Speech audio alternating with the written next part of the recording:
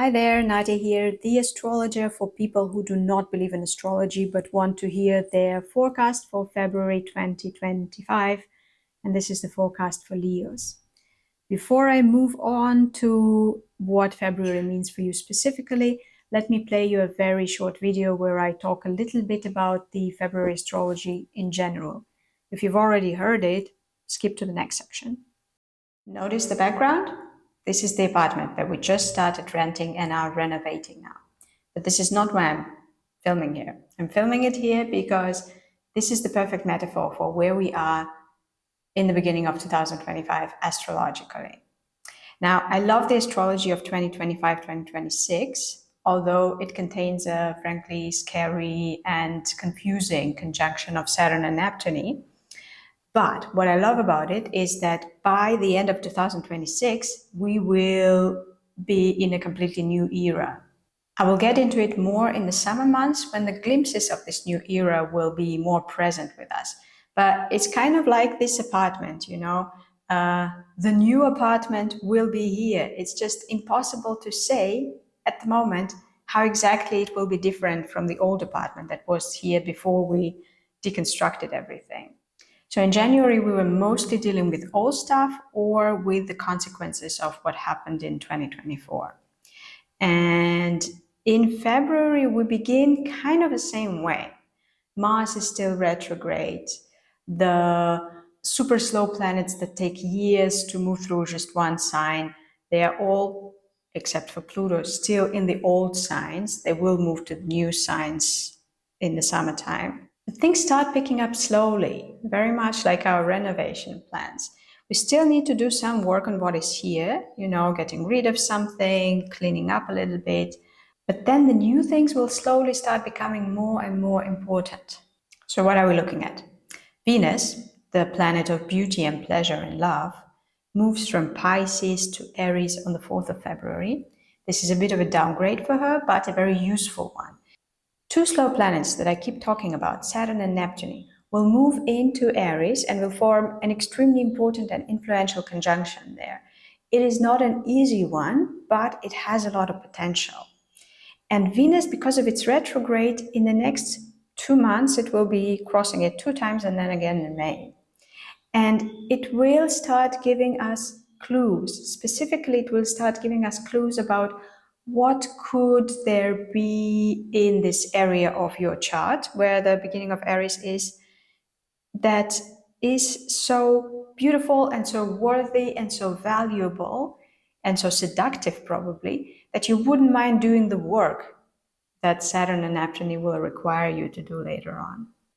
Jupiter, the planet of luck and abundance, is ending its retrograde, goes direct also on the 4th.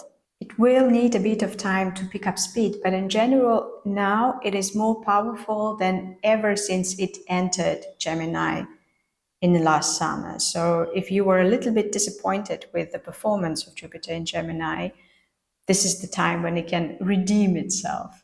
We also have a bombastic full moon in Leo on the 12th. We have a curious, gentle, and kind of very nice new moon in Pisces on the 28th. On the 24th, Mars goes direct, and new things will start popping up here and there from then on. The full moon in your sign on the 12th of February is a milestone. The planet Uranus has been schooling you to strive for independence and originality in your career, to do something that not a lot of people can do, or something that nobody can do like you do it. Reflect on how you have been perfecting your unique approach within the past few years. Uranus will leave this section of your horoscope later in the year, but before it does, it may test your commitment to your unique career path. And the test may come around the 12th of February. Now, a reminder, Mars is still in Cancer and it is also retrograde until the 24th.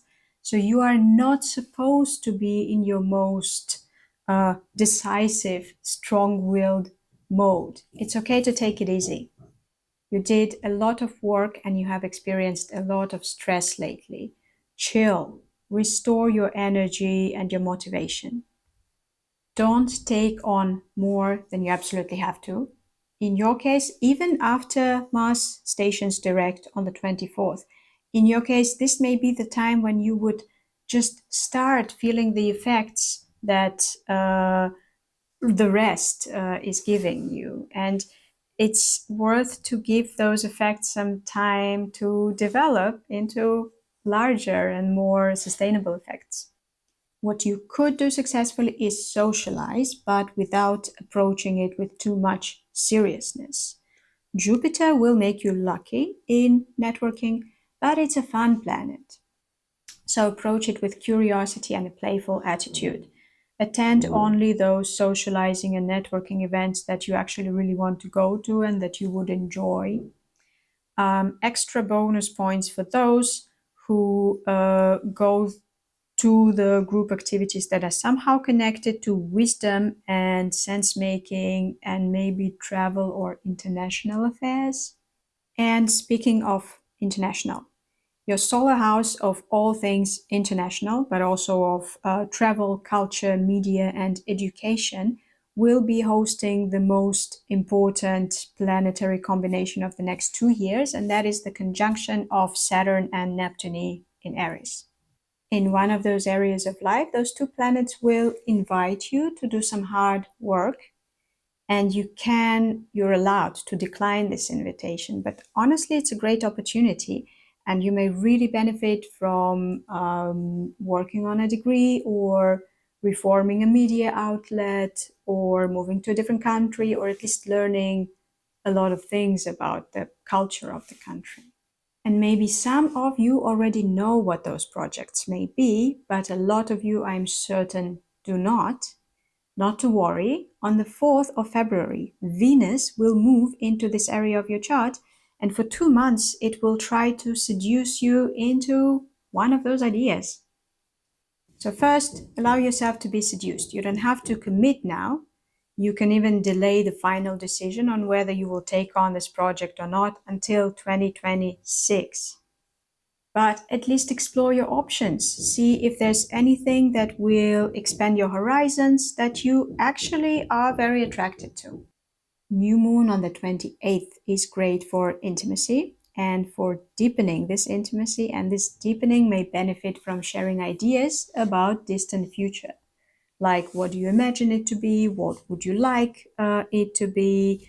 What you're excited about? What would you want your distant future to look like? But above all, take it slow, Leo. You will have so much to do this spring. So I wish you to have a restorative February, maybe punctuated by some pleasant events. If you have questions, feel free to ask them in the comments section, and consider subscribing if you don't want to miss the future forecasts. And see you in the next videos.